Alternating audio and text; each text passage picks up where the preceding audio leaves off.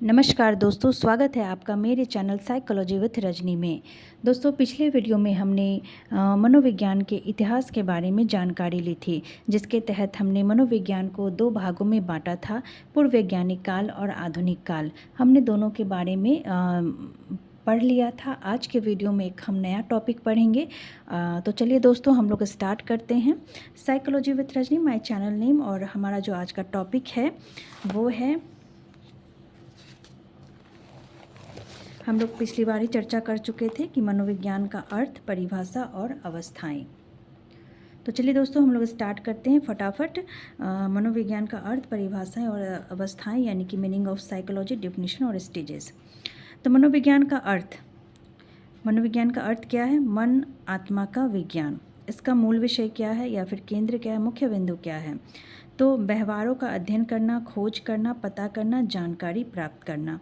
यह सभी प्राणियों के व्यवहारों का अध्ययन करना, सभी प्राणियों के व्यवहारों का खोज करना, सभी प्राणियों के व्यवहारों का पता करना और सभी प्राणियों के व्यवहारों की जानकारी प्राप्त करना। ये जो मनोविज्ञान का मन और आत्मा का विज्ञान है, वो मनोविज्ञान का पूर्व परिभाषा थी, जो प्राचीन परिभाषा आप इसे कह सकते हैं कि मनोविज्ञान क्या है तो मन का विज्ञान है, मनोविज्ञान क्या है तो आत्मा का विज्ञान है। परंतु जो आधुनिक परिभाषा है मनोविज्ञान क्या है, तो मनोविज्ञान जिसमें सभी प्राणियों के व्यवहारों का अध्ययन या फिर मस्तिष्क प्रक्रियाओं का अध्ययन किया जाता है। तो अब हम लोग परिभाषा की तरफ जाते हैं। परिभाषा में मैंने कुछ राइटर्स, जो कुछ साइकोलॉजिस्ट के परिभाषाओं को लिखा है, जो काफ़ी फेमस साइकोलॉजिस्ट हैं। तो हम इसमें समझना नहीं होता है, इसे बस लर्न करना होता है। तो अगर आपको लगे कि ये इम्पॉर्टेंट परिभाषा है तो आप लोग भी ज़रूर लिख लेना और अच्छे से लर्न कर लेना, क्योंकि हम इसमें कुछ समझना नहीं होता है, जिसमें परिभाषा ही डायरेक्ट पूछा जाता है कि यह परिभाषा किसने दिया था, तो हमें उसका नाम बताना पड़ता है। तो इस परिभाषा को आप लिख भी सकते हैं, नहीं तो आप अच्छे से देख लीजिए आप, ताकि आपको लर्न हो जाए। तो चलिए स्टार्ट करते हैं हम लोग। सेकंड जो टॉपिक है वो परिभाषा है। सबसे पहला जो है जे बी वॉटसन, उन्होंने कहा था कि मनोविज्ञान व्यवहार का विशुद्ध, धनात्मक, सकारात्मक विधायक विज्ञान है।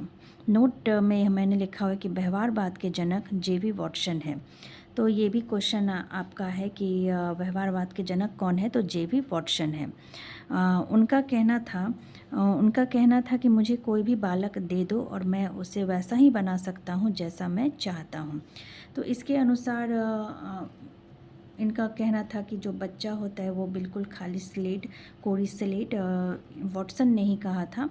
तो और जॉन लॉक ने भी कहा था कि बालक क्या होता है, तो कोरी स्लेट होता है, टेबुला रासा होता है, टेबुला रासा के समान होता है। और वॉटसन का भी मिलता जुलता ही परिभाषा है कि इनके अनुसार कोई भी बच्चा दे दो, यानी कि बच्चे का जो दिमाग होता है हम उसके अपने अनुसार वैसा ही बना सकते हैं जैसा हम चाहते हैं। जेम्स ड्रावर, मनोविज्ञान व्यवहार का विशुद्ध मानक विज्ञान है, यह वॉटसन के व्यवहार का समर्थन करते हैं। तो इन दोनों का जो परिभाषा है लगभग सेम है। मनोविज्ञान का व्यवहार का विशुद्ध मानक विज्ञान है। वेरॉन जिन्होंने 2001 में परिभाषा दिया था कि मनोविज्ञान संज्ञानात्मक प्रक्रियाओं एवं व्यवहार के विज्ञान के रूप में उत्तम ढंग से परिभाषित किया जाता है। तो यह एक मनोविज्ञान की परिभाषा के समान है कि मनोविज्ञान संज्ञानात्मक प्रक्रियाओं और व्यवहार के विज्ञान के रूप में, जैसा कि हमने पहले ही पढ़ चुका है मनोविज्ञान के अर्थ में। सेंट्रॉक ने कहा है कि मनोविज्ञान व्यवहार और मानसिक प्रक्रियाओं का वैज्ञानिक अध्ययन है। तो हम लोग मतलब आप लोग सबको ही पता होगा कि मनोविज्ञान की जो नवीन परिभाषा क्या है, कि मनोविज्ञान प्राणियों के व्यवहार और मानसिक प्रक्रियाओं का अध्ययन होता है, जो 2000 में इन्होंने दी थी। और जो साइकोलॉजिस्ट थे वो उनका नाम था सेंट्रॉक। सिसरेली और मेयर, मनोविज्ञान व्यवहार एवं मानसिक प्रक्रियाओं का अध्ययन करता है, 2006 में दी। यानी कि मनोविज्ञान व्यवहार एवं मानसिक प्रक्रियाओं का अध्ययन करता है, 2006 में इन्होंने यह परिभाषा दी। तो ये परिभाषा, सेंट्रॉक की परिभाषा, सिसरेली और मेयर की परिभाषा लगभग सेम परिभाषा है। और अगर आप यहाँ पर देखिए कि वॉटसन की परिभाषा, जेम्स ड्रावर की परिभाषा भी लगभग सेम है। तो चलिए देखते हैं आगे और कौन से मनोवैज्ञानिक हैं। नेक्स्ट जो हमारा मनोवैज्ञानिक है वो विलियम मैकडूगल है। उन्होंने व्यवहारवाद शब्द के प्रवर्तक थे। वो व्यवहारवाद शब्द के प्रवर्तक थे, यानी कि उन्होंने पहली बार व्यवहार शब्द का प्रयोग किया था। कब किया था? तो 1905 में किया था। किस बुक में किया था? तो आउटलाइन ऑफ साइकोलॉजी में व्यवहार शब्द का प्रयोग किया। तो ये क्वेश्चन बार बार पूछा जा सकता है कि व्यवहार शब्द का सर्वप्रथम प्रयोग किस मनोवैज्ञानिक ने किया? तो इसका जवाब है विलियम मैकडूगल ने किया। कब किया? तो 2005 में किया। या फिर ये भी क्वेश्चन हो सकता है किस बुक में किया? तो आउटलाइन ऑफ साइकोलॉजी में किया। और या फिर एक और क्वेश्चन इससे बनता है कि विलियम मैकडूगल किसके प्रवर्तक थे? तो व्यवहार शब्द के प्रवर्तक थे। उन्होंने जो परिभाषा दी है वो है मनोविज्ञान आचरण एवं व्यवहार का शुद्ध विज्ञान है। वुडवर्थ के अनुसार मनोविज्ञान मानव विकार का वैज्ञानिक अध्ययन है। क्रो एंड क्रो के अनुसार मनोविज्ञान मानव व्यवहार एवं मानव संबंधों का शुद्ध विज्ञान है। तो हम लोगों ने अभी मैंने इतने ही मनोवैज्ञानिक के परिभाषा को लिखा है। वैसे तो बहुत सारे परिभाषाएं हैं, लेकिन जो भी इम्पॉर्टेंट मनोवैज्ञानिक है जिन्होंने इस क्षेत्र में बहुत ही अच्छा रिसर्च किया है, तो उनके ही मैंने परिभाषा को यहाँ पर लिखा है। अगर आप चाहें तो आप अन्य तरीक़ों से भी अन्य परिभाषाओं को देख सकते हैं, लर्न कर सकते हैं, लेकिन मैंने जो यहाँ पर परिभाषा लिखा है वो काफ़ी इम्पॉर्टेंट परिभाषा है, तो आप लोग इसे अच्छे से देख लेना और लर्न कर लेना। तो चलिए अब हम लोग एक क्वेश्चन देख लेते हैं कि जो हमने पढ़ा है उससे कौन कौन से क्वेश्चन बनते हैं। मनोविज्ञान को सबसे पहले व्यवहार का विज्ञान किसने, कब और किस पुस्तक में कहा? अभी जस्ट हमने पढ़ा है कि पहली बार व्यवहारवाद शब्द का प्रयोग किसने किया? तो मैकडूगल में किया। कब किया? तो 1905 में आउटलाइन ऑफ साइकोलॉजी। तो यहाँ पर आपको 2005 हो जाएगा। 1905 लिख दिया है मैंने, लेकिन बट यहाँ पर 2005 हो जाएगा।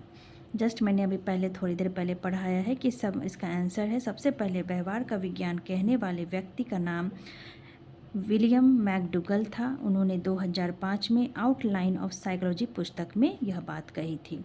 विलियम मैकडूगल कहाँ के थे? तो यूके के थे।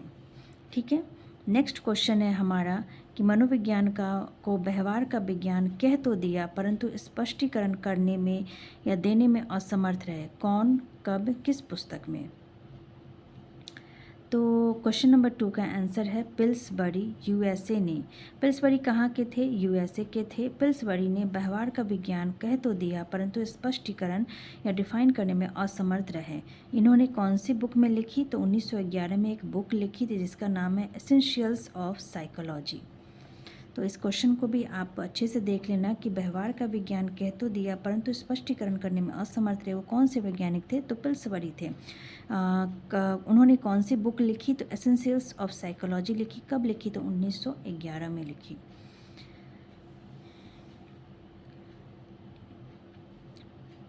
क्वेश्चन नंबर 3 है कि मनोविज्ञान को सबसे पहले व्यवहार का विज्ञान कहा भी, स्पष्टीकरण भी दिया और प्रमाणित भी किया। किसने, कब और किस पुस्तक में?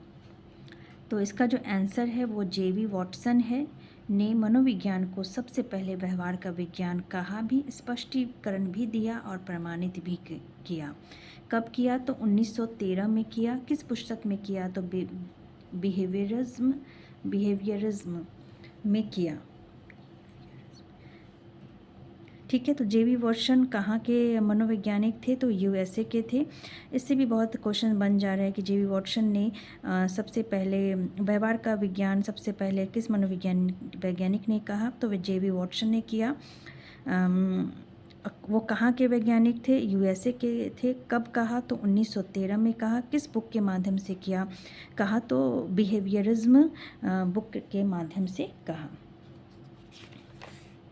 तो दोस्तों आज के वीडियो में हमने मनोविज्ञान के अर्थ और उसकी परिभाषा को पढ़ा है।